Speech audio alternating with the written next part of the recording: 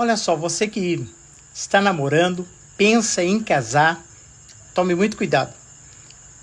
Tem umas regras que você precisa obedecer para que você seja abençoado por Deus. Se você não seguir essas regras, pode dar errado o casamento. Tem duas pessoas aqui que vão dar uns conselhos especiais para você.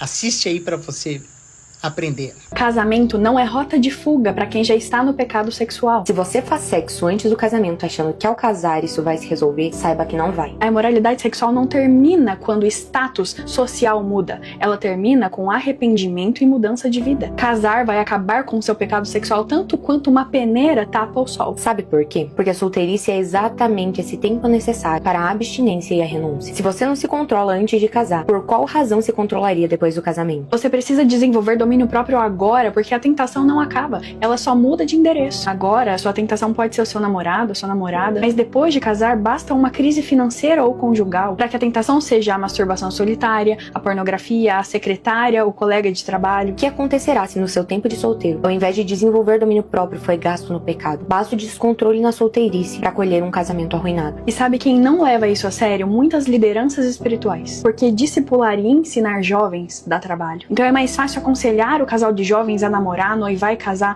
em 1 ano ou menos, fazerem tudo correndo para não pecarem ou porque já estão pecando, do que acompanhar um por um e ensiná-los. Isso dá muito trabalho. Paulo, em 1 Coríntios 7:9, diz: se não conseguem controlar-se, devem casar-se, pois é melhor casar-se do que ficar abrasado de desejo. Porém, é válido considerar que isso não é um incentivo ao casamento impulsivo, sem a sabedoria de conhecer bem a outra pessoa, porque isso seria trocar um problema por outro ainda mais grave, e a Bíblia não se contradiz. Muitas lideranças preferem adiar o problema, mesmo sabendo que esse problema vai crescer muito no casamento, porque aí já não envolverá apenas 2 jovens, mas família, filhos, casa e responsabilidades muito maiores. Ainda assim, muitas lideranças preferem adiar porque lá na frente isso talvez não seja mais problema delas. E é por isso que hoje vemos tantos pastores socorrendo multidões de casados em crise nos gabinetes pastorais, e em contrapartida, vemos tão poucos líderes espirituais trabalhando com a prevenção, tratando o problema no início, na solteirice. Em muitos cultos e congressos, os solteiros são ensinados a buscar um namoro, não a serem solteiros que agradam a Deus, a serem santos solteiros antes de serem santos casados. E é nisso que tanta gente casa errado, porque estão tão focados em conhecer o corpo, em beijar, alisar, tocar, fazer acontecer, que ignoram as coisas mais óbvias, como por exemplo se são compatíveis o suficiente para terem uma aliança pelo resto da vida.